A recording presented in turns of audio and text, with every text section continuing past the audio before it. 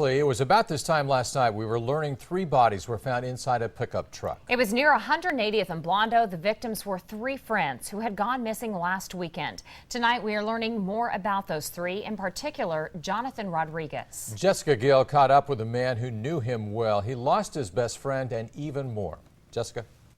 That's right, guys. These 2 right here have been through a lot together. They're like brothers, they say. And according to Logan Mendez, who was nothing but smiles when talking about past years with Jonathan, he tells me he thinks about the future and the future that Jonathan might have had with him, and it's a conversation that doesn't come easy. Best friends since the 7th grade. They called themselves brothers. Their last encounter was a week ago. They spoke to each other nearly every day.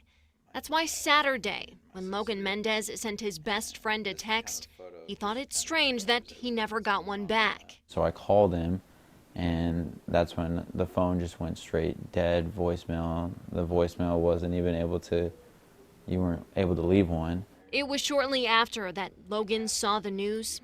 3 bodies were found in a pickup near 180th and Blondo. He says he knew right away that one of them was Jonathan. It was preparing yourself, but you didn't want to believe it. Even after it was confirmed, disbelief that somebody so close. He's been my brother, he's been my best friend, he's been everything for me. Would now forever be so far away. I'll forever be angry about this, but right now it's just more of a ghost feeling, a numbing, not feeling anything. Except when Logan talks about his future and his girlfriend, who he one day plans on marrying. Just recently, he had a moment with his girlfriend while she was over visiting. I walked out and I stopped over here and I said, you know what? I just realized now that I don't have a best man for my wedding. Not another word needed. I think that picture kind of paints what Jonathan meant to me. To illustrate this brotherhood. And aside from Jonathan, also killed was Jonathan's girlfriend, Patricia Padron, and another longtime friend of Jonathan.